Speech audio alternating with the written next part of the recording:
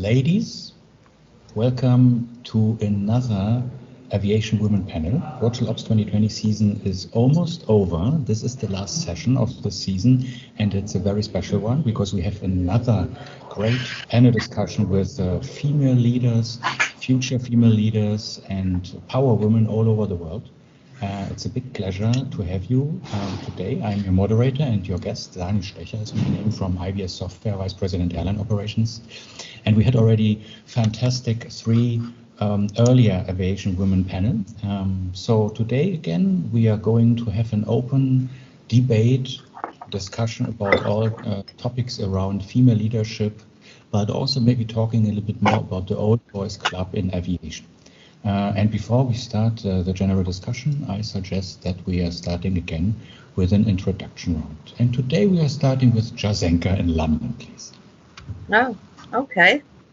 Hello, everyone. So happy to join you this time. And I am founder of Astute Aviation Consulting, and I am the author as well. I like to blog about things I do. I work for airlines for many years, different type of airlines, different people, different cultures, different environments. So I'm just happy to share with you my experiences from my work life. Going further to India, Santya. Hello, everybody. It's nice to be back again. I think last session I had missed. And then I'm Sandhya. I'm from IBS. And it's like 20 years now with IBS. It's a long, long time. And before that, I was into teaching. And now in IBS, I'm into change management, product documentation, e-learning, and all those areas. Anyway, great to be part of this session. And again, looking forward to a great session. Thank you. Let's go further westbound. We have a new joinee, Emineth. The stage is yours. Thank you. Good morning, everyone. I'm Emi Sepulveda. I'm based in Querétaro, Mexico, and I've been working for GE for some 20 years or a little bit more. It's not always been in aviation. I have been around the industries in power and industrial systems, but all my career has been with GE. And I'm very glad that I was invited to this forum. Thank you. Ah, so you're in Mexico, you're not in the US. Okay, but now let's go to the US. Let's go to Maria. Hello, good morning. My name is Maria Jaramillo. I'm originally from Colombia, but based in Miami, and I work for Lufthansa Technik since 10 years. Great to be here again. Yeah. Fatima, Portugal, please. Hi, Amber, how are you?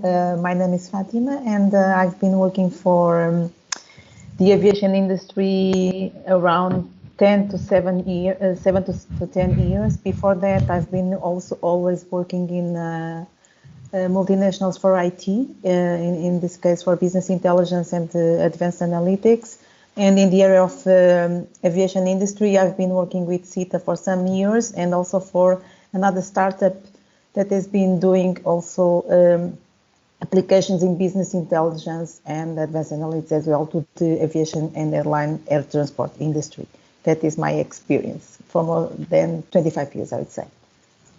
Let's go to Australia, Lakshmi.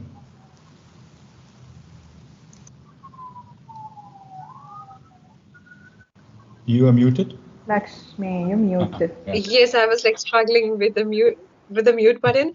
So yeah, I'm Lakshmi. I was with IBS for nearly 4 years. Now I'm in Australia. I'm doing my master's in business administration. Yeah, I joined the third aviation panel, so this is my second one. So looking forward to having a great discussion today. Let's go to Canada. Christine, you have a female dog or is it a male dog? I have me and my male support dog, Chico, who joined us in March just before shutdown, and he just woke up, so he's a little clingy right now. So my name is Kristen Digra. Welcome. Can you repeat for me your first name, Miss Sepulveda? It's Emineth, but I go by Amy. Emmy. Oh, my daughter's name is Emily. So bienvenido. Good morning from Canada, Montreal. It's getting cold. I don't like that, but that's what happens when it's September. And Lex, you're laughing because it's funny. And I was with Air Canada for almost 20 years. I'm very passionate about this industry, but along with millions of other people, I have been encouraged to enter the job market, and I'm struggling with that concept right now. I will inevitably end up working outside the industry, I think, because it's probably just a good idea. But I will take every opportunity to discuss this industry. And I have to be honest, all the job postings I'm looking at right now, the ones that I see have a women's network or also anything who actually sounds like they are not just talking about diversity, equity, inclusion, but actually doing it. Those are the ones that I'm focusing on right now, because beggars can't be choosers, but I can certainly focus my efforts on those who look like they're ready to enter the next, let's say, 10 years of making everyone feel welcome. And I see it's another premiere because it's the first time that we have an emotional support animal at the Aviation Women panel. Very good. So let's go to Miami again. Nikki. Good morning. I'm Nikki Wolf. I work for Lufthansa Technics in Miami, and I support our sales team in the Americas with all marketing and event activities. Good to see you all again. Let's go to Sweden. Anne. Hello, everybody. Really nice to see you again. I'm Anne Cedarball. I've been working in this industry for 20 plus years in 10 different countries and many different airlines, and now doing consulting, or very little consulting, I would say, but it's around in the aviation industry. Pleased to be on the panel again. Let's go to Ohio, USA. Nicole. No, sorry. Good morning, everyone. Yeah. Cleveland is Ohio, isn't it? Ohio. Okay. Yeah. Good morning, everyone. It's an early morning and it's chilly here, so trying to keep my sweater going and everything else. But I'm happy to be back. And as you can see, I'm in the office today. We're no longer working from home, so it's nice to be back in the office doing what we do. So last month we were kind of on the edge. We didn't know with the industry as it stood, and there was an announcement made that our company will be growing, which is unprecedented, I guess, in these unprecedented times. So busy, as you can see. I'm kind of multitasking and here, but it's great to be back, and I love to see everybody's faces. Hélène, let's go to France. Yeah, wait a minute. I'm trying to activate my camera. Otherwise, yeah. How come it doesn't work? Okay. Okay, let me. Yeah. Sometimes it doesn't work. You know that, right? Well, okay. So sorry. I will try to activate my camera a little bit later on. I'm very happy to be part of that panel, all-woman panel, and I'm very glad to be among you. I've been working in the airline industry for, like Anne was saying, 20 plus years. A big part with Air France KLM, and then in a small IT company serving airlines. And I'm ready to share whatever experience that we might have to discuss on. Let's go back to India. Aditi. Hi, everyone. It's been a while. I missed the last session, but I'm happy to be back again here today. I've been working with Indigo Airlines in India, and ever since my graduations for the last 10 years, I've been in the aviation industry. So happy to be here. And I saw Darshini from Kuala Lumpur try to sign in several times. Hopefully she will re-sign again. So great to have you all with us. Also exceptional to have such a global spread from all over the world. And I think we are now since 6 months in this crisis situation. We have talked several times about different topics which are kind of a challenge for female leaders or female workers in the industry. And the question for me is, has something changed in a positive way?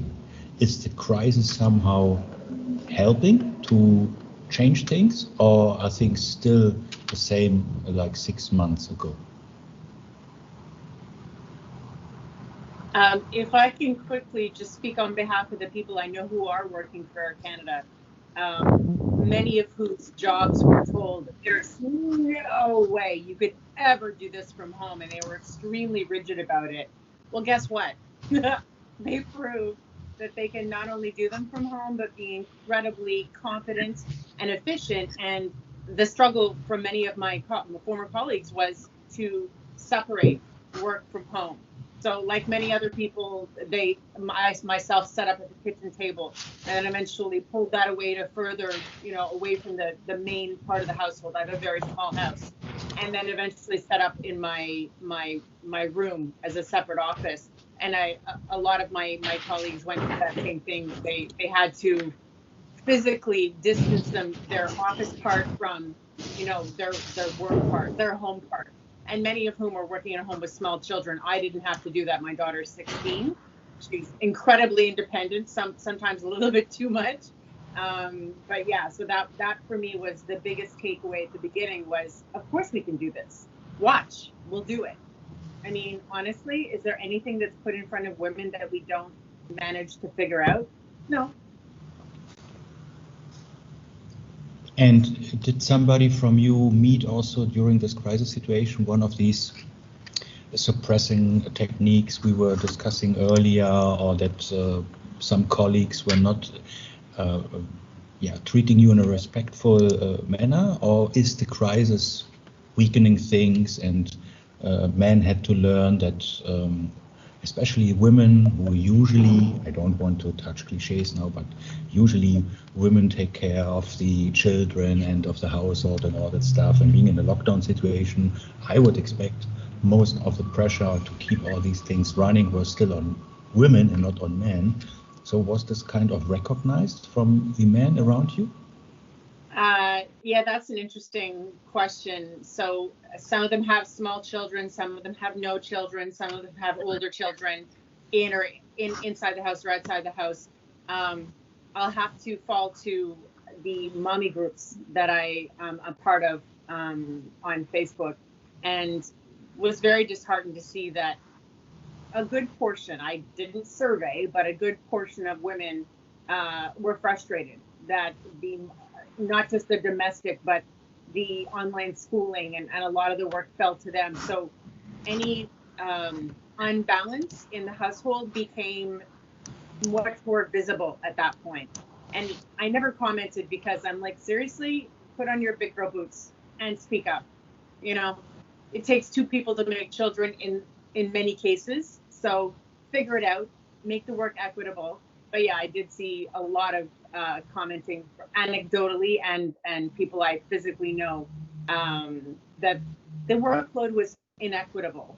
And I can say, and this is not anecdotal, but from my perspective, one of the jobs that I used to do many years ago was we had the freedom to work from home, because as long as you have the technology and the correct programs loaded on your computer, whether it's coding in XML or using Word documents, you can do it literally from anywhere. When the direction changed in that group, it was, no, we don't trust you. You need to log in, log out. You can't work from home. And then, of course, what do you think's happening now? They're proving that they can do it again. So it is what it is. But Emmy wants to say something.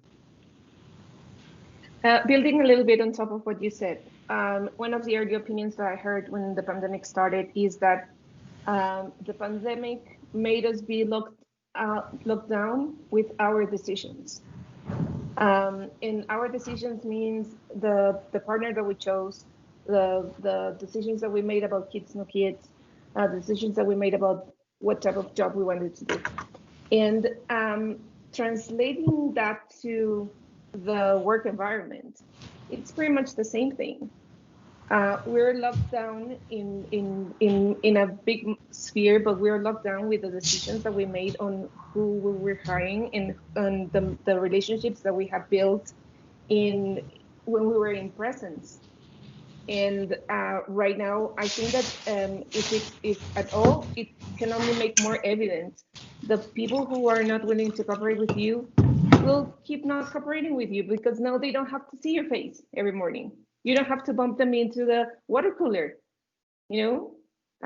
And it's up to you whether you decide that you need or don't need the cooperation of that person. It's what I have found. So I just see that Juliana from Chile joined. Hello, Juliana.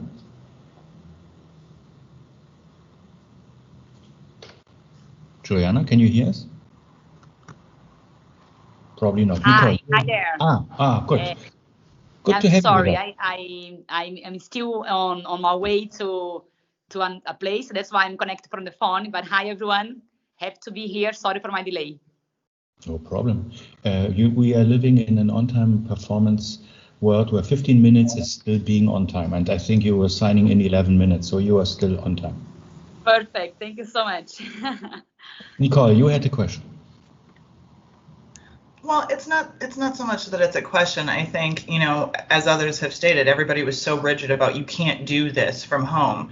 And finding out that you can schedule from home or you can be able to manage an operation. We have some of the best performance numbers we've ever had in this. And now coming back into the office, it's trying to balance the difference between, you still have the kids at home who are doing online learning, and you have to be in the office to do that. So how do you make sure that you can balance all of that? And one of the things that I took from the last Old Girls Club meeting was, somebody had said, when someone starts to get louder, I get quieter.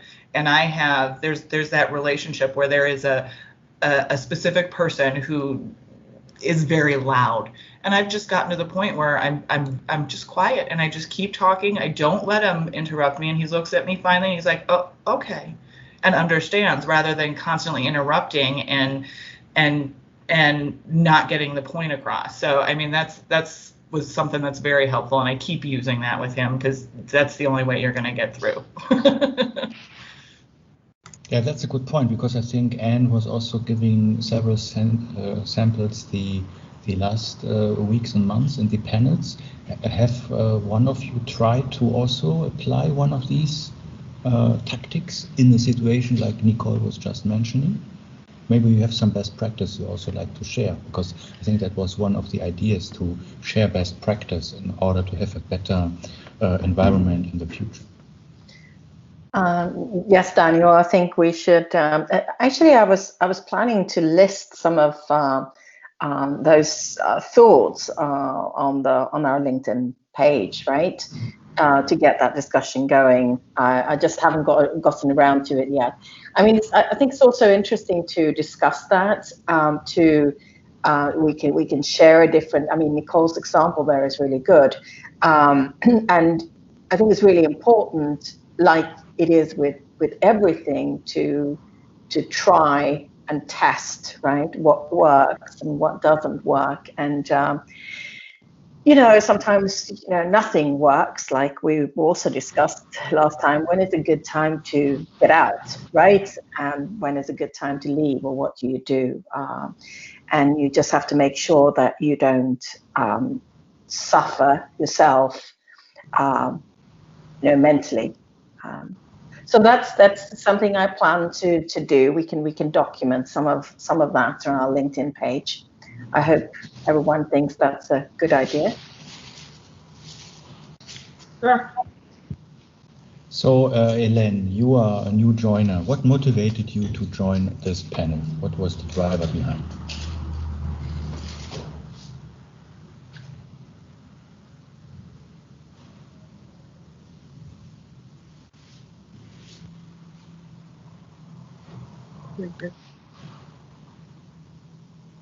I think she's left the conversation, Elaine, right? No, I'm here. I'm so sorry, I was on mute.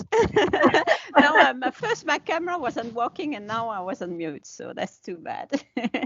Okay, so the first reason was, well, I knew of VHH because I participated to previous session on other topics, but I saw that you and Anne had launched this old ladies club, and I thought that interesting, and I also had a conversation with Anne. I think it was last week, right, Anne? And we discussed how interesting it was to share among women and with the same kind of background all around and different experiences. So I wanted to be part of it. So that's why I'm here. So Lakshmi, if you are now second time in the panel and you have some older girls in the panel, you are maybe one of the younger girls. Is there something which you like to know from the older girls as a weapon for the future arsenal in the conversation with a mean male, maybe? More experience would be appreciated instead of older. No, I always, I was always very curious to know how you balance, work and then life, mostly because I really wanted to hear from the women leaders there, and especially during the pandemic, it wasn't an easy transition going online and then at the same time being at home. Kids are at home, so that's like double or triple the work that you do on a normal day. So it's just that I was like hearing about the tips and all. I was just thinking, how would others have managed, because everything has gone online for like 6 months, and there were like lots of memes, and then coming out saying that moms are this, and I would seriously call everyone a super mom or maybe a super wife, because everyone was like managing everyone at home. So how was it? Was it really hard? Did you just feel a significant, change in your daily routine, or was it manageable? Well, I think yeah. Okay. Yes, sorry. I think it's well, I can only talk for myself, but I think what was key was the sharing with my husband, and also with my kids that are, I'm lucky they are not like 4 years old, so they can also help. So I think that for me the sharing was key and being together. But yeah, of course it depends on your situation. Sandhya, you wanted to say something. Yeah. I just wanted to tell you, Lakshmi. The thing is, when you are a housewife and when you have your duties, there are certain things which are expected of you, okay, within quotes. So what happens is, when you're in office, it's a given that you're away from home. But when you're at home, when it's breakfast time, when it's lunch time, then they would come and just peep. Okay, can you get the lunch onto the table? And at least when you're around, okay, you're not traveling, you're not in office. So at least when you're around, can that be done? And then sometimes you're in meetings, okay, you have to remind them that you're in office. And then, okay, initially it used to be a little difficult, but after that, slowly, when you try to tell them, see, now I'm in office. And even now, so what I try to do is I try to juggle the thing, and even see right now it was like we started at 6. So the evening tea time is there. Husband returns from office, and then the tea time is there. So then the tea is expected. And you're supposed to. So I think slowly we'll have to draw the line and tell them that we are in office, because that thought doesn't come in. Though of course everybody is aware of the fact that we are at home and we are working from home. There are certain things which might come in, and it's just a couple of reminders, and probably they get used to it. And then they know, okay, meetings and you're not supposed to be disturbed, and those things are. Now at the work front, I think Nicole or somebody else was telling, there could be that a shade of doubt as to how productive would you be when it comes to working from home. Are you going to really be productive? So if you're not at the system, then you're not there at all. Maybe you're not working. All those things were there. But right now, when you see, we have the sign-in meetings, the sign-off meetings on a daily basis. And it's become, actually speaking, the routine is set and it's in place. There's nothing about it. And I think Nicole was saying the same thing. When you look at it, it's more productive. So it's just a concept where we're just getting used to it. And I think slowly we'll have to draw the line. We will have to set expectations. We will have to, try attempting it. And Kristen, what you said is true. Absolutely fine. We can do anything. And we are good at adapting ourselves to any situation, multitasking or whatever it is. I think that's where we are. Okay. Thank you. So, and you also I'm not have sure the if I tea time in Sweden? Sorry. Sorry, I didn't want to. Yeah. I was going to say, well, actually, I want to confess that I'm not good at multitasking. I've never been good at multitasking. So I really, that's super interesting. I just have to live with it and make sure that I concentrate on, one thing at a time. Of course, I'm not in a situation, I don't have any children, so I really can't comment on that, but I'm cracking up at a good friend of mine, one of my closest friends, and he's male, and he's got his 2 girls every second week, and looks, he's divorced. And of course, I've been following and watching, his struggles with homeschooling and trying to cope with the girls interrupting, and it's hilarious. But they're getting quite good at it. So I think it's quite a change, of course, to work from home. Very different. But I wanted to add on the productivity. It's very interesting that, because personally, I believe when people restrict you, and I think I've given examples in the past that I've actually given up. I've given up a job just because of not being allowed to work from home, which has been very difficult for me because I have a personal situation where my husband is very ill, and just this sort of stubbornness of not having this kind of flexibility. I've also had a job interview where I immediately said, when they said, "Oh, no, we don't support any type of remote working," and of course this digital revolution that has happened now is really proving that, of course, you can work remotely. You can also, of course, be in different countries, or you can, move. The flexibility that this is showing, and I also believe that there is far more productivity, and I think there are so many benefits. We can, in commute to work, and we can save so much time, and there's just so much we can do with this. But I want to come back to what I've noticed with managers who disapprove of remote working. That is usually because of their need to control you, right? They have this this obsession with control, and they want to micromanage. And I really think these people are suffering today. It must be awful for them. Not only do we have an uncontrollable situation in the world, but they can't control the people that they want to control so much. And another observation that I'm also laughing at, I mean, I've worked in a country where it's very common that you don't leave before the boss has left. So you sort of sit there in the evening at 8 p.m. Sort of wondering, when is the boss going to leave? And there's no productivity. These people do nothing. They simply just wait for the boss to leave, and it's absolutely hysterical. And I myself, I just got up and left. That's me. So it's quite hilarious. Juliana, you had a thought earlier.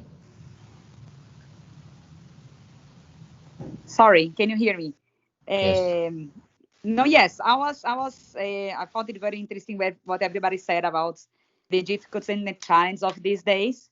And I'm new here and in the group, but I wanted to also say, to be able to, regardless of having children, not having children, having passed through this has been a great experience, in my opinion, at least. I see it very positively.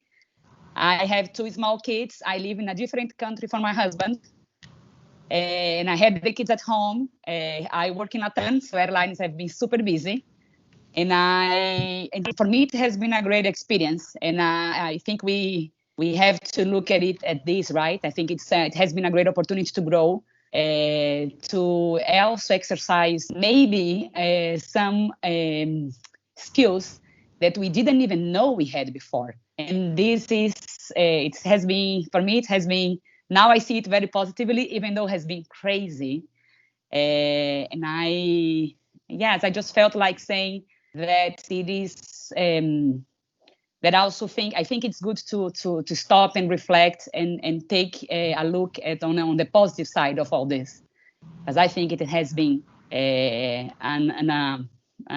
opportunity to exercise many skills and many good things, also as empathy, learning how to understand the other, and understanding that people have different challenges in their day-to-day. And even though we are all the same in this new moment now with similar challenges, it affects people in a very different way, right? So it was more, that was what I wanted to share. Yeah, but thank you. That's a very good comment, because I'm always saying the same. Every crisis is an opportunity, and we have currently a huge crisis, and therefore also a huge opportunity. Before we go to Christine and Hélène, I have then a question to Sandhya, because Anne said there is now time savings because you don't have to commute by staying home. But on the other hand, knowing the pressure you have to make the tea time for your husband, what is making more pressure on you? The commute and the stress of maybe catching a train or driving with a car, or is the stress at home to prepare the tea time then an easy peasy for you? When we started off initially, of course, those expectations were not there. But like I said, we are not super women anyway. Okay, I'm not going to prove myself that I'm going to be a superwoman. So I take it easy. I just try to tell them that this is office time, I'm in office. And then it's kind of sunk in. I think now it's fine. Initially, that is, I think mid-March, we started working from home, right? So those times, couple of weeks, this used to be there. And where everybody thinks, oh, the mom is at home and the wife is at home. Okay, then she can set it right. But then I think it just took around 2 weeks. And I didn't want to really prove that I am somebody super great and I can do everything. No, there are things where we'll have to set aside time for. And then these are sessions where you would want to read on your own. There are times when you would want to watch something. I think it's all in place now, right now. So not much of a pressure. But of course, I miss going to office and then connecting with everybody. And one good thing is, at least as far as I'm concerned, managers are also open to it. Initially, they would have been, we are very conservative when it comes to, earlier at least, we were very conservative when it comes to working from home and all those things. Only we used to think about it when somebody is ill, or we try to help them out by giving such a facility. It was not taken for granted, or you couldn't just use it just like that. So there could have been shades of doubt. There could have been, but again, it depends on the managers. So, but then most of it, I think, was okay, because many of us used to get that facility. And if at all they had any shade of doubt, I think that's cleared by now, because kind of perfect and it's in sync. And I think everybody is responsible and trying to finish it. Thankfully, we're able to adapt to this situation. So I guess the pressure is also less on me when compared to earlier times. I can just give you a sample from my world, because I have a very strong woman at home, and she sends me to an office. So I have to go in a co-working space because she wants to have her freedom. So because she is always asking, when are you finally going to travel and so on. So she wants to have her free time, and I accept this. And of course, I'm a good husband. And so maybe you try this also with your husband next time. So Christine, you had the question. Yes. Yeah, actually, Anne inspired me. I might have sounded a little jaded earlier. I was just having had the freedom to work from home and doing the exact same job, and then all of a sudden being told, no, that's impossible. It occurred to me that the manager who forbade that had a fear of not knowing what's going on, not being able to validate, quantify, and then all of a sudden being faced with, well, too bad, everybody's working from home. So I think maybe there was a fear there of, I'm accountable to my leadership as a manager for my group. How am I going to prove to them? How am I going to know that what is being accomplished is actually being accomplished? Which really was baseless, because my former role as a technical writer was very quantifiable. If a document is finalized, reviewed, approved, and published, you're done, right? But I can, excuse me, I can imagine that many other managers in similar situations with work that is less task-based would have a huge fear of, my head's on the chopping block if things don't go well, especially in the aviation industry. So thank you, Anne, because it occurred to me that I hadn't looked at it from the other side. And let's face it, it's time to be generous with other people. And as Sandia said, learning empathy, or practicing your empathy on a daily basis, I think is also important. So Elaine raised her hand, Lakshmi, you raised your hand, and Fatima. So maybe we start with Elaine, then Lakshmi, and then Fatima. Yeah, thanks, Daniel. Listening to you all, I was thinking to myself also that, well, I don't know about all your life, but as far as I'm concerned, I was traveling along a lot, and my husband was traveling a lot, and so by having this was like a unique situation where the whole family was all together, and so it was also the opportunity to take a step backwards and probably realizing that we can set our priority differently and really choose what's important for us and do that right, because we have probably more time because of this unique situation. And so it gives us also time to make the right choice. And so that was also, somebody talked about something that it was really positive. Yeah, I really think that there was a positive side of the situation because of that, being allowed to have our priorities set the right way. Lakshmi.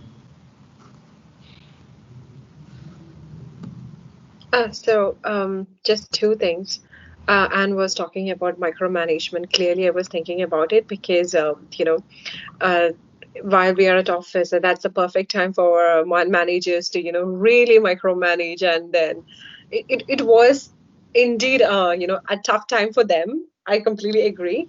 But then other thing I was really, curious about is, since we saved a lot of time from commuting and then doing all this stuff, getting ready for work, so it's pretty much we are working from home. So did you face any challenge, like your office, from the office there is a pressure for you to stretch your working hours since you are at home and you have the flexibility to stretch? So did you have to stretch your working hours, and then was there a need for you to sacrifice on self-care? Sometimes this happens. So while we are at it, we never think of we always think of taking care of others, and then we compromise on self-care. So does it ever happen to you? That's what I really want to know. Fatima, do you want to respond on that one, or you have another thought? I have another thought. I can also answer, but I mean, yes, I agree with Lex that sometimes the situation lets us, let our things behind and give more time to the rest, because we understand that now we have more time, you have more flexibility, and you can use this time to do other things. But in fact, it's not for ourselves, but for the others, and that's the problem. And that's what I think. That was my experience. Regarding, for example, the micromanagement, I had an experience which was very interesting, because as you all said, there is a control need, but in my case, for example, the control remained in a certain way, not only for the women, but for everybody.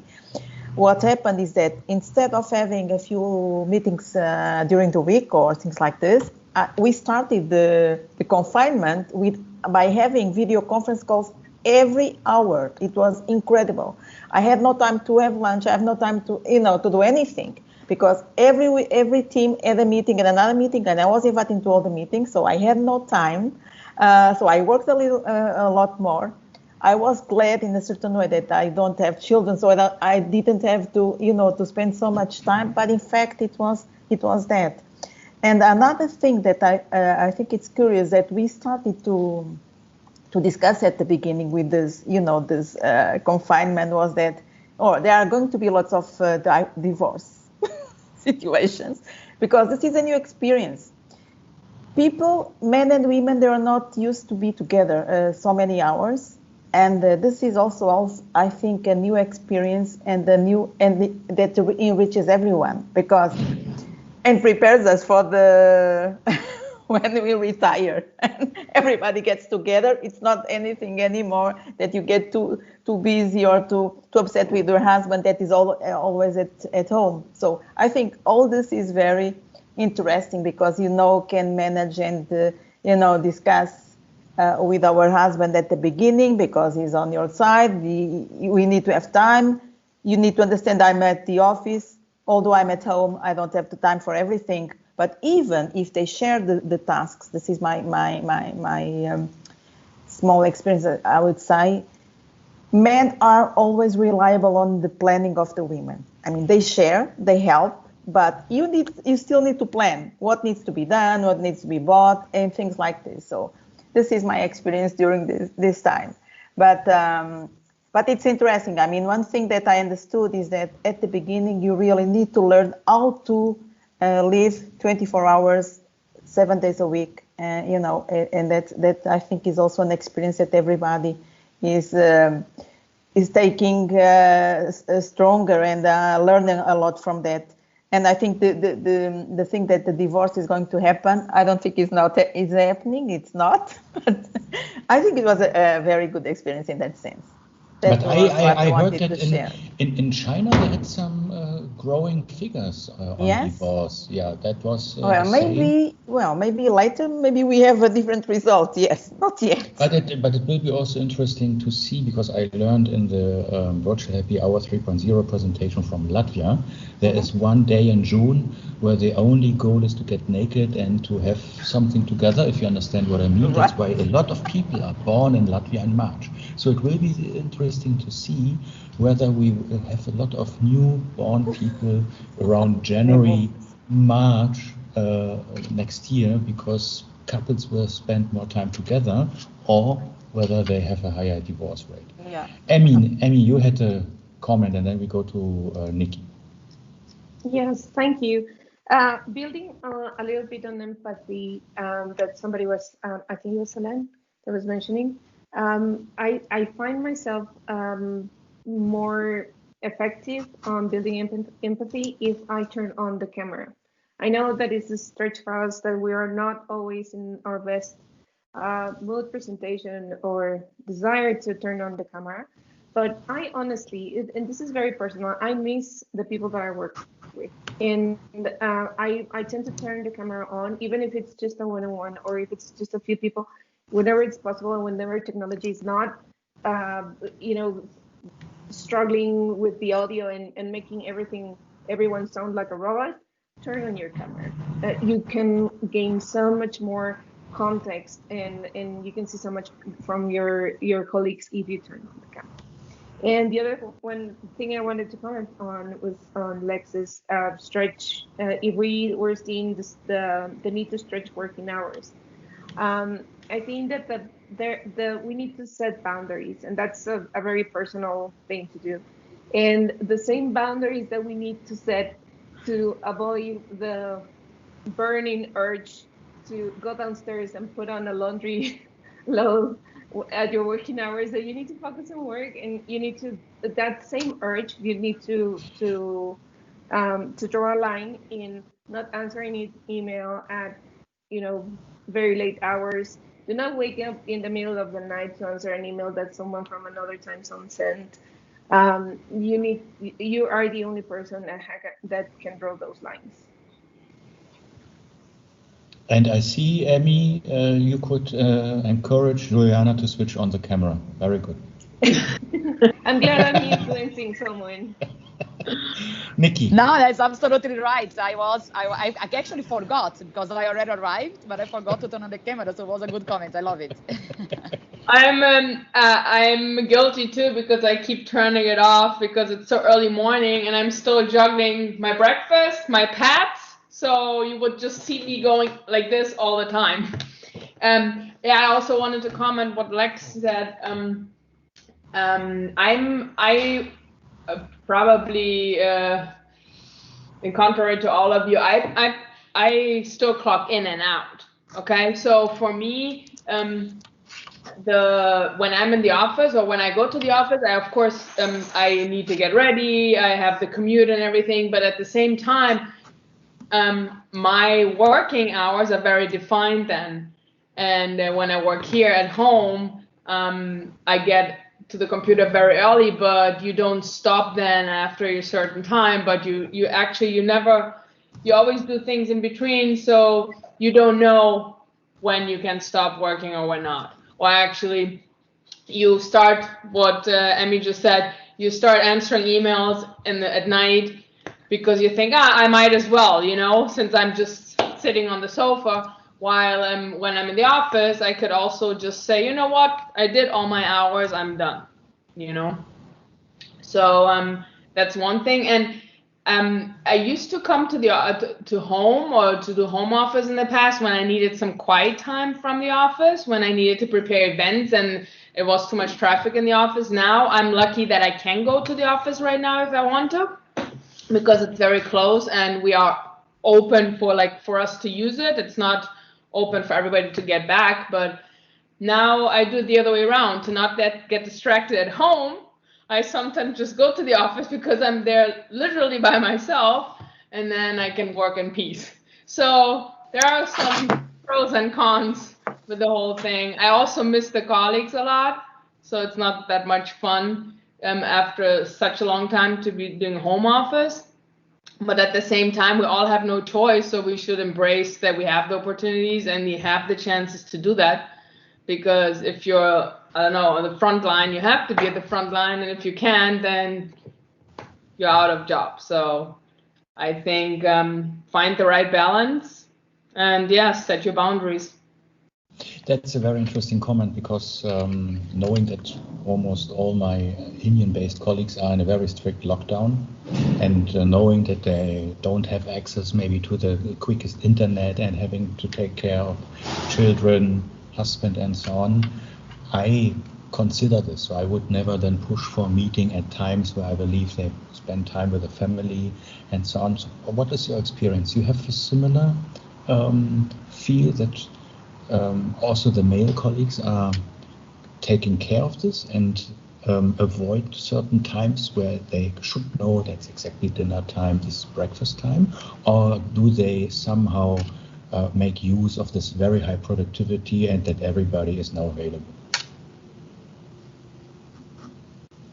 I can say something quick. The fact that everybody, now that we are on home office duty, it doesn't matter where you work from. So we're very flexible, liberal right now in our company. Like if I want to fly home to Germany, or home, if I want to fly to my parents, I could also work from there.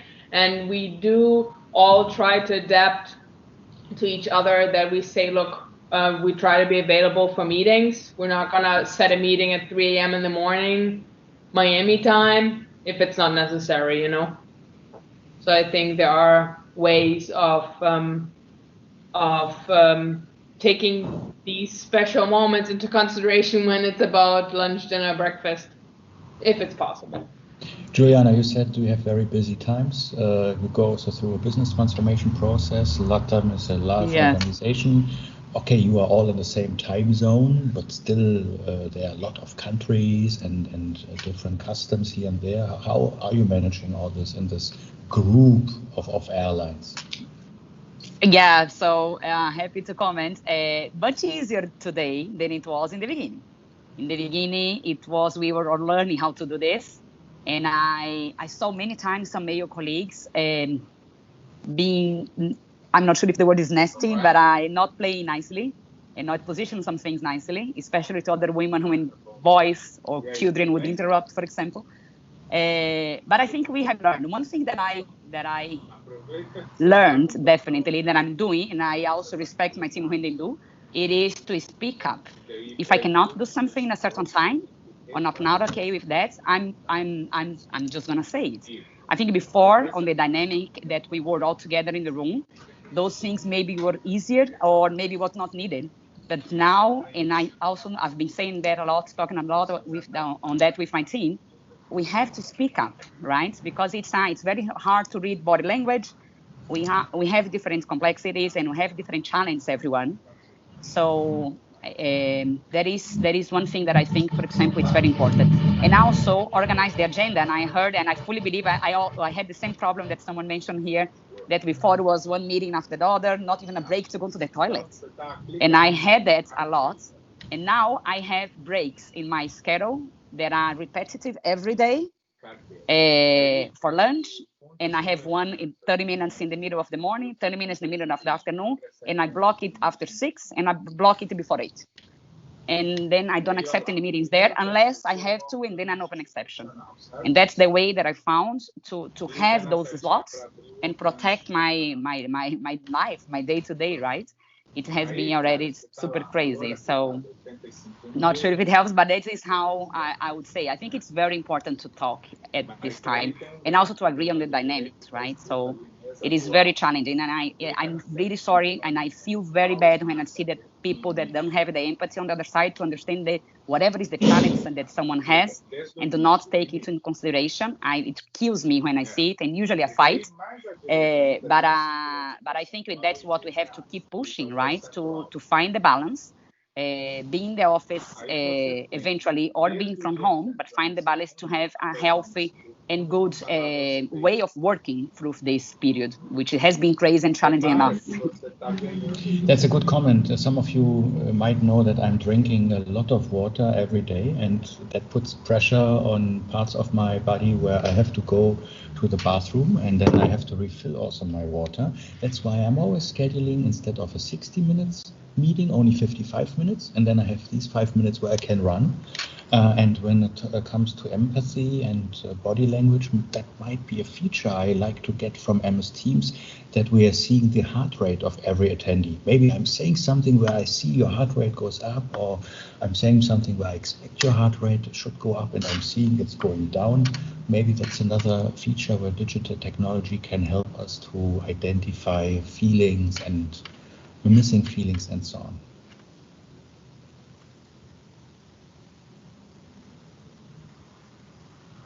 Christine, what's your thought on this? Would you disclose your heart rate in an MS Teams call? You're on mute. You're on mute, Kristen. Thank you, Nikki. I had put my camera off so I could run and get more coffee. I had to run back.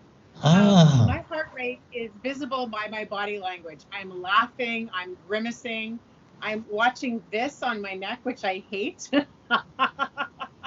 So, yeah, I think would I disclose it? In my case, it wouldn't be necessary. It's obvious. I wear my humor on my face, but it would be interesting to know. Some people have no facial expressions. It would be interesting to know, are they listening?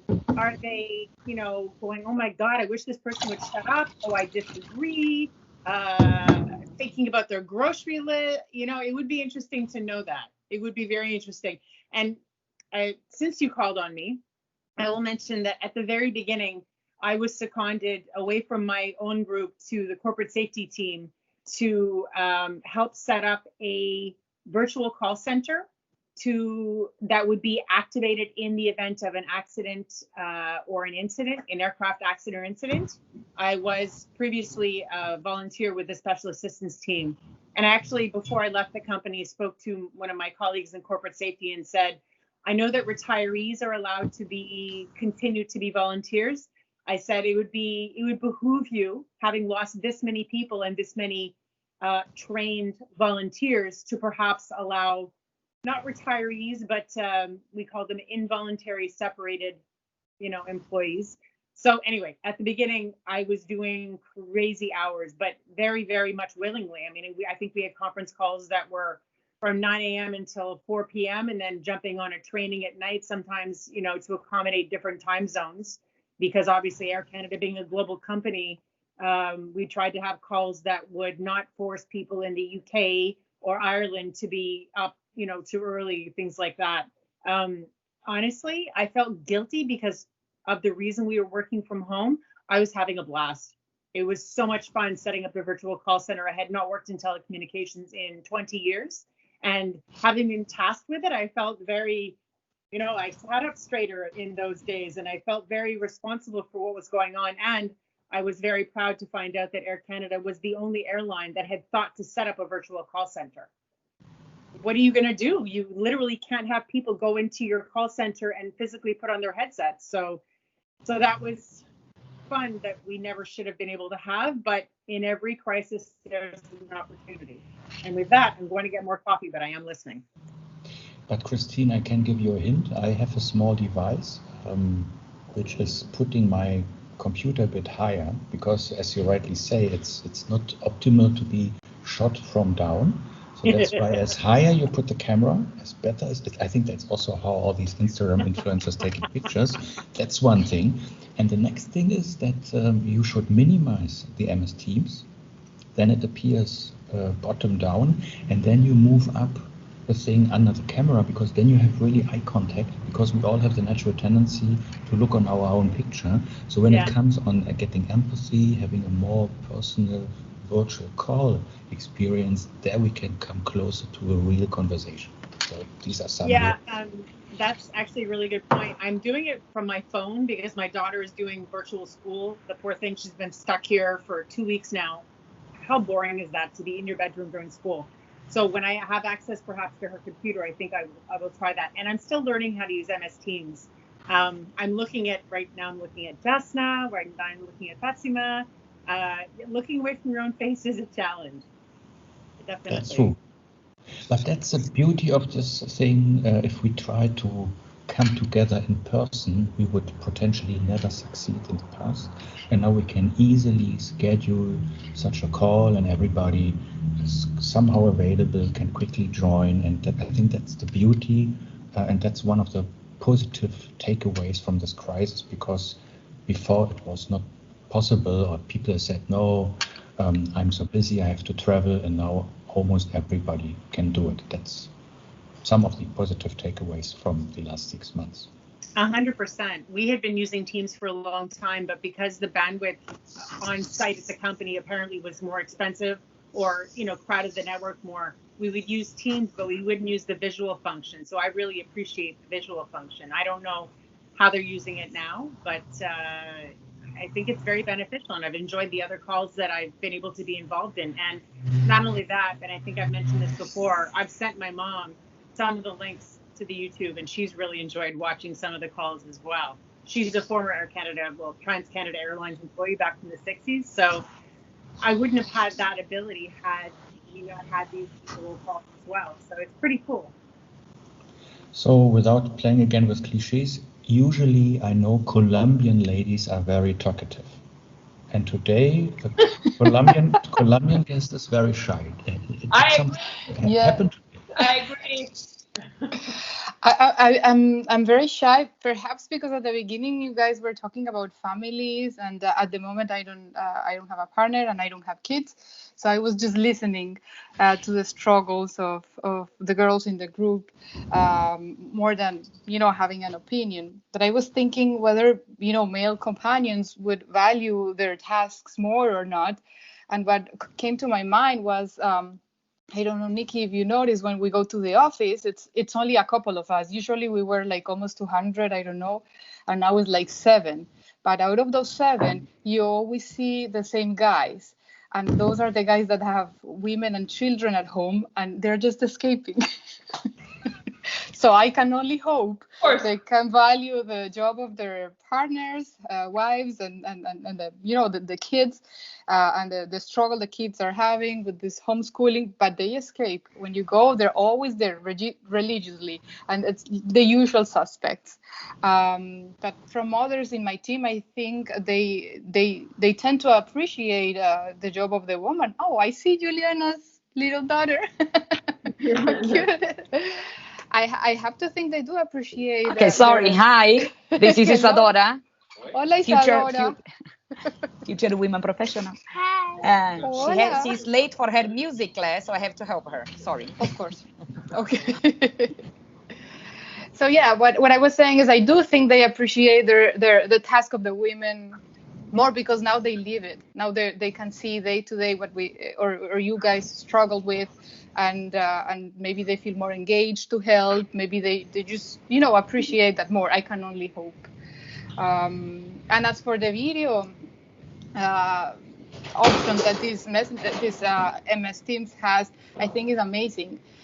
Because I see the difference in the mood of meetings when you have the camera on and when you don't have it. For business topics, right? When the camera's on, the connection with the people is there. You remember that you like your colleagues. You remember they're human beings. You see where they are when they show their backgrounds. So there's an instant connection, and then you go into the topics, and the mood is different. As to when you don't have a camera. So that's those are the 2 points I was reflecting on. Yeah. Ladenka, you joined. We agreed that you're not switching on the camera. But how is currently you in Montenegro or you're Mauritius at the moment? I'm still in Montenegro, and sorry about the camera. You know that I'm not camera shy, but I have a bit of a problem with one of my eyes, so I don't want to share that part with all of you. Not today. In Montenegro, I don't know, for the COVID, things got worse, much worse. So the numbers that we are having now are quite high. For the moment, health system is still supporting that because not many people need to go to hospital for the treatment, which is good. But taking into account that we are a country of 620,000 people and that we are having about 300 new cases every day, you can imagine that it's a bit tricky. For the moment, companies here are still asking people to come to work, or they go to the office with, of course, all the precautions and having masks and keeping distance as much as they as they can do. So we are trying to maintain business as usual life, which is quite not easy. In my other country that I'm far away from, they seem to have still a normal life because they don't have any COVID active cases and they have their borders closed. So for what I can see from the office, they are back in a normal setting. They do their meetings and everything. So for me, it's funny because we do Teams call, of course. They are all there. They see each other, and it's only me. As they joke with me, you are a voice from afar. We don't do as many of video calls because the problem with the internet connection between here and Mauritius and Reunion likewise is that it gets delayed picture. And this is the technology issue that I'm seeing because of the distance and because of the infrastructure, which is maybe not at the same level as it is here, where I don't have a problem with calls when I'm talking to you guys. With Reunion and Mauritius, it's slightly different because of how connection is done. And we try to do face calls, but then we kind of lowered it down because it really doesn't work, because in the middle of the call you get frozen, and that's the last thing what you can see. Does it work remotely? Yes, it does, but it works remotely with one big factor thing to be taken into account, and this is we all know each other. We are used to work with one another. There are no new people. And honestly, at this moment, taking that I have a kind of lead role as well, I don't know how would I deal with somebody who's completely new and is not used to my way of working or the level of the detail or the time that I want to spend on some of the tasks. It's standalone team, so it's kind of, okay, what's going on your side? Are you okay? What's going on your side, guys? Can we work? and that's pretty much it. But otherwise, keeping new people, yeah, that would be quite a big challenge. On the other side, yes, teams have been a saver. So with Danielle's initiative here, I kind of miss a little bit less traveling, as I used to travel a lot because I met all of you splendid people and we are networking and exchanging, and I really like that. You hear different things and you exchange your experience, and I really liked that part of my job. So yeah, life goes on. Let's see until when, because this has been a strange year so far. So that's a good comment. So Emmy and Juliana, we have the virtual happy hour 3.0 in which we make country presentations. So almost everybody here in this session has already presented his country. So we would be delighted to learn more about Mexico and Chile. So I'm going to contact you on a separate note. I will send you a link that you can see how Australia and Portugal and Venezuela and so on has been presented, and then maybe you also want to do that in one of the upcoming weeks and months. Perfect. I'm a Brazilian living in Chilean, so you have to choose between Brazil. What should I talk about?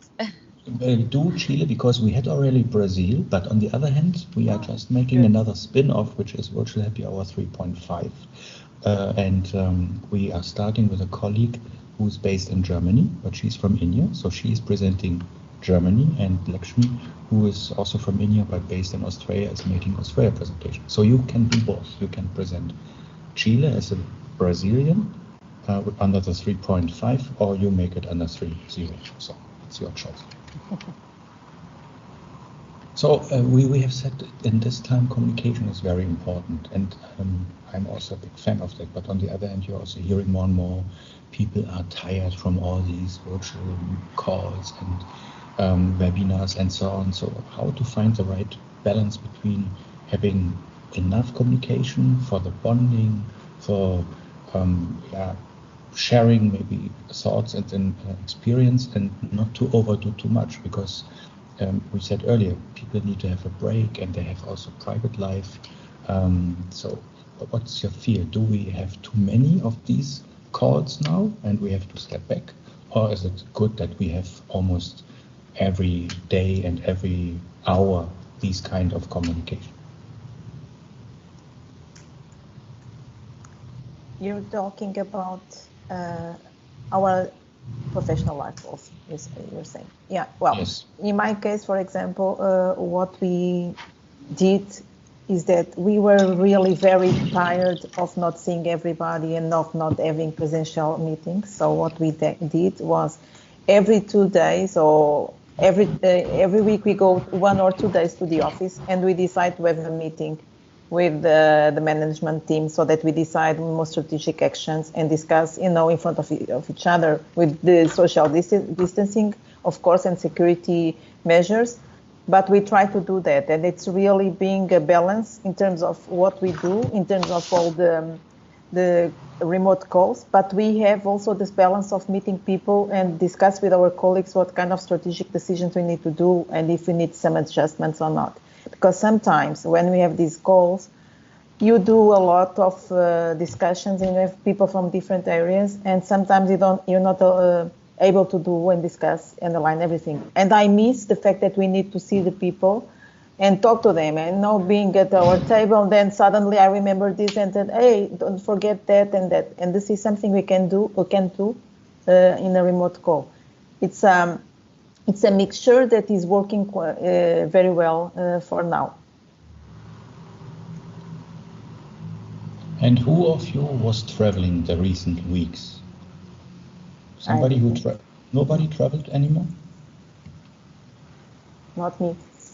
Frustrating.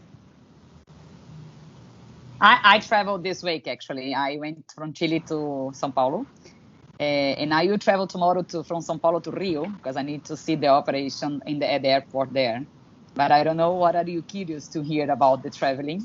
I feel really safe at the airport, and it's my 5th trip during the pandemic period, and I have no issues, but I At least I see that people are very conscious, but I'm not sure what is the question that you have on that. No, I traveled last time in March, and I'm also missing traveling. On the other hand, yes.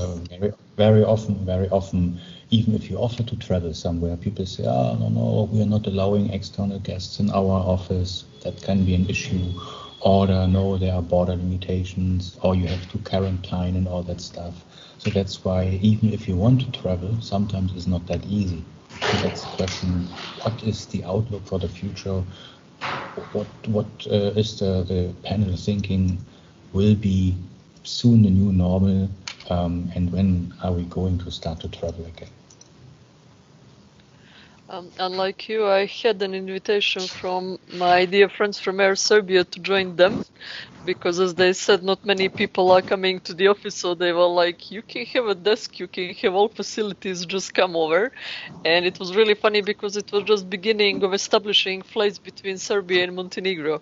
And at the end, the only reason that actually prevented me was that situation between the countries changes really fast, pretty much every 2 weeks. So nobody could actually guarantee to me that I can go back to my country when I want it. So this is something, until it is resolved in a better way, that for me is a blocker. It's not about that I'm afraid to travel or that I won't do all the necessary measures to be safe, or that I won't feel safe with any of the airlines that I used to fly with. It's just you leave and then you get a notification either from your country or the country that you are in stating that measures changed. And then if you don't go away, then you are stuck where you are. So this is a bit of a problem for me to continue doing what I was doing and what I missed so much from March, as Daniel said. And Christine, I hope you have your coffee back, because camera switched off, so hopefully you can hear us. How is currently your experience while being on a job search? Is this at the moment a challenge to be a female candidate, or is it exactly maybe supporting that you have more interviews and response? What's your experience in that time?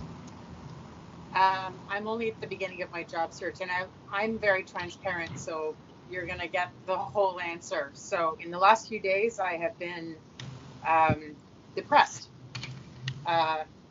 People were very shocked at how positive I was and how, not bitter I was about it. Well, I guess that there's different stages of mourning, and I'm starting to get to the why in the bloody hell did this have to happen to me?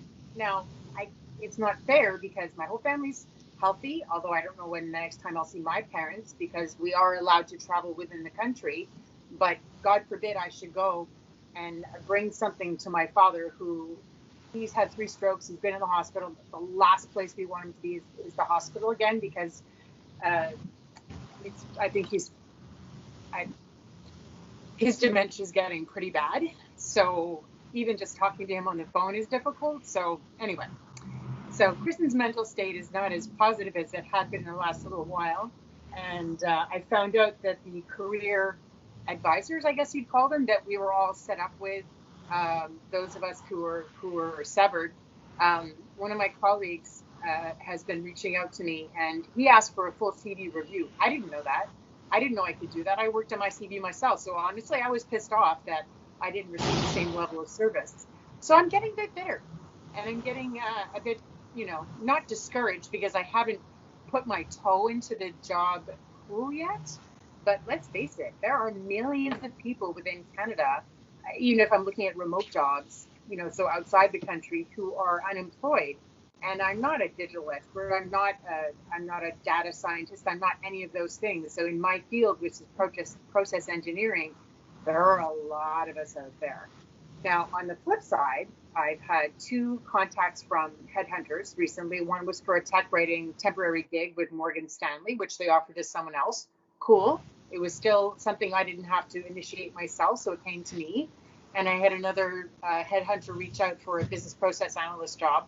I didn't answer the email yet because even with someone who's not currently employed, there should be a start time and an end time to your day. And 10 o'clock at night, I don't think is the time to start answering those types of emails, you know? So, I've been very grateful for the calls where I've had to use my brain. The other calls with, I don't remember his name, Daniel, but the other fellow, Ian, I guess his name was, who we've had calls with recently, and had been on one of those calls as well. I've been grateful for those because they've kept my brain going, and it's getting a little too quiet for me now. So, like I said, ask me a question, you're going to get the whole answer, right? Please make your bookings for the virtual happy hour. We have still slots available. I do. And you have a comment on that. Yeah, kudos to Kristen there, because it's just so great that you share and you're willing to share how difficult it can be and challenging. And I mean, these times, this is just it's just really surreal and crazy. The problem over here in Europe, of course, is this the changed messages almost on a daily basis on what country opens up, which one doesn't, and it's all this. I think it's this information overload. I was discussing that yesterday. That it's just really too much, isn't it? That the UK's pubs are now going to close at 10 at night instead of 11 at night, and you sort of it's just information from all over, and something that I find extremely depressing is the lack of harmonization, I would say, within the EU. You really thought that there would be more of some kind of a broader outlook at all of this. So I find that also extremely depressing, and I'm not a person who gets depressed very easily, but I must confess that it's getting to me. I have to admit the same. So I remember in March, I was also having like a roller coaster ride. You wake up in the morning, you open the news, and there was no good news. Then a little bit in June, I had the feel, things are improving. Sometimes you're reading New Zealand is at 70% or 90% of the domestic travel. Finally. Then you read Vietnam is opening, they start to fly. Then you read no, lockdown again, border closure. Now I'm reading a lot about US elections, which is also not very much encouraging. So I would like to have good news, because I think we need this. And still, I'm seeing the glass half full, not half empty. But sometimes it's difficult. Yeah? So hopefully, Christine, we can bring you together with somebody who is exactly looking for your passion, your energy, and your talents, and then that would be good. That is music to my ears, and I appreciate that. I do appreciate the opportunity to spill my guts, as it were, because my poor kid is not the, she didn't have fun with me yesterday, I'll tell you that. I warned her, I said, Mommy's in a really crappy mood right now. But on a more serious note, and you made me think, our pubs, our bars are going to be closing early. We have two areas, not my area, thankfully, but two areas in Quebec. Quebec is still the worst performer for COVID for the entire country. We've got double the deaths and double the infections. And I firmly believe that our Prime Minister and our Education Minister don't know what the hell they're doing. They've opened the schools completely. We've had, I think, upwards of 300 positive cases from the schools. They've been open for not quite, I guess, 2 weeks now. So three areas around in Quebec are at orange, red being the worst lockdown. It's not a good sign. They're not handling it properly. Ontario, on the other side, is offering online instruction to whoever needs it. Canada, as a federally, has given a lot of money to all of the provinces to do something with their education. Quebec's just not using it. I think Quebec is taking a page from my neighbors to the south in terms of we have to open the economy, we have to keep the economy going. I get it, but our kids and our citizens are being used as guinea pigs, and it's making me sick. It's really, so when it comes to my own personal stuff, I have severance, I'm fine. I guess I should focus on the job thing because the COVID thing is still really depressing and really upsetting, and there's nothing I can do about it. So every once in a while when I see a posting, I think, ooh, that looks like something that might actually have an impact on, I don't know, the health of my neighbors and citizens. I want to look at that. Jazenka, how is the situation in London? You are so quiet today. Very unusual. This is emotional. I was just listening to the stories and really got it emotionally, really bad in some way, because just thinking about how it looks like, I empathize with everyone. I've been in different situations throughout my life. But now having a small children, it just can't stop, interruption, things like that. How you manage that, how it depends. I don't know the kind of jobs, everybody does. It's different. Family situations are different. And but for everyone, actually, in different ways, it's very hard to manage it. And if I would can say anything, which is difficult probably to do, is that discipline. Maybe that time that we spared on traveling or something, to give yourself a little bit of space to be on your own. Is it a night not during the night, but before going to bed or sleep, or in the morning or early in the morning, just need some space. I don't want to maybe meditate. That can really be discouraging for many people, but find a way to look at something you like to look at, or just being quiet, or just but be disciplined, but finding some half an hour a day to be yourself, to think about what is going to happen and how, are you going to cope with things, but not about the problems, because you'll have lots of them coming in, but just something maybe nice, maybe read something, maybe just watch something you like at this little time that you anyway spared, somewhere. That's what I think everybody should do at this time, because we don't know how long it is going to last. This is a transition, big transition, and change in all our lives. And here in the UK, we don't know how strict it is going to become and things like that.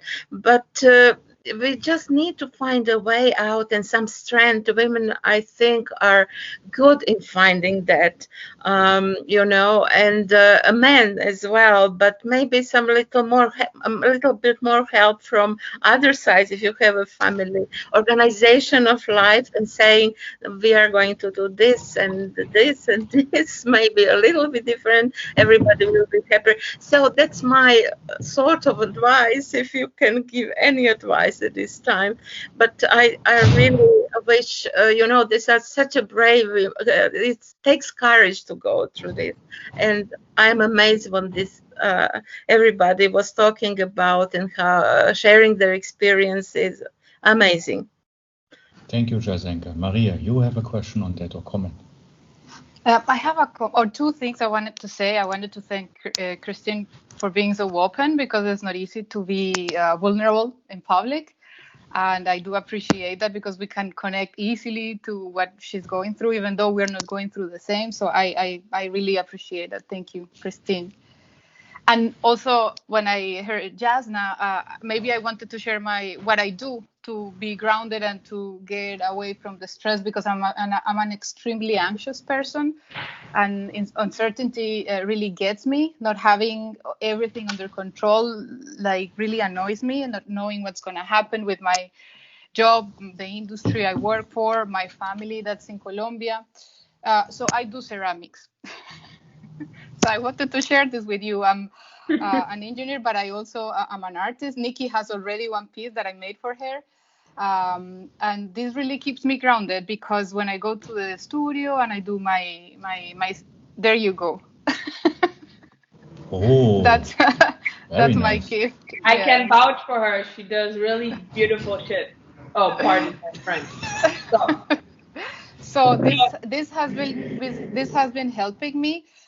Going to the ceramic studio that is open to public, and we all work with masks, and having this interaction with people that are outside of the industry.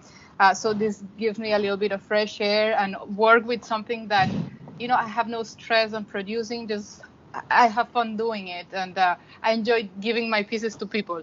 So I gave this last one to Nikki, or like for Christmas last time, for example, I gave a little mug to my boss, and this makes me happy.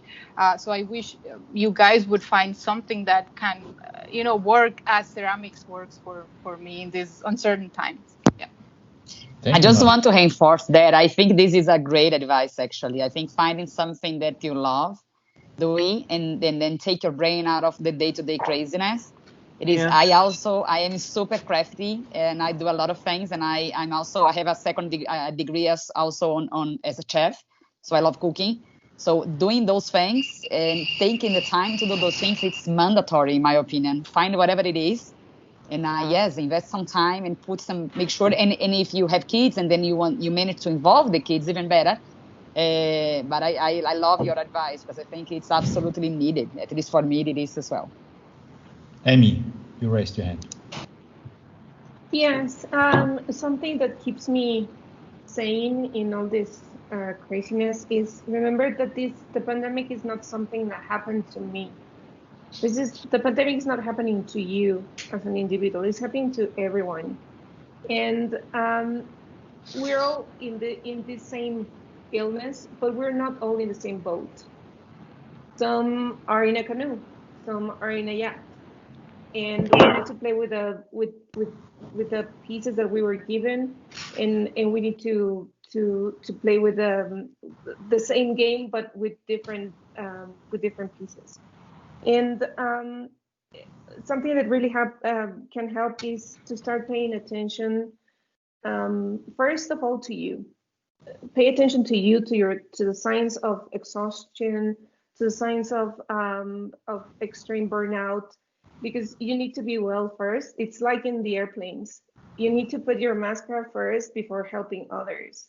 Same thing. You need to pay attention to you and make sure that you are well taken care of before you can help others.